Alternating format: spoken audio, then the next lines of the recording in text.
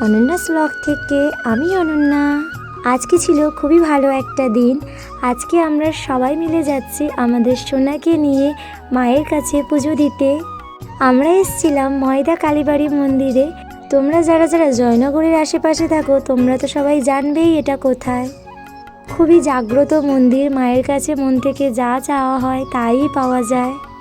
এখানে এসে দেখি প্রচুর লাইন, তাই সোনা একটু এখানে অস্বস্তিতে পড়ে গেছে। ওকে খুশি করার জন্য আমরা একটু বাইরে সাইডের দিকে চলে এসেছি।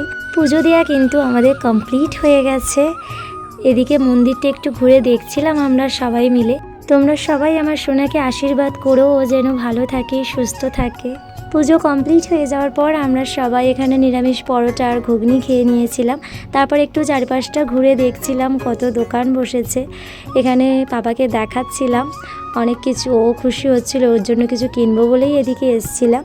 আমাদের ব্লগ যদি তোমাদের ভালো লাগে অবশ্যই লাইক করে দিও, যেহেতু আমরা নতুন, একটু তোমরা সবাই পাশে থেকো।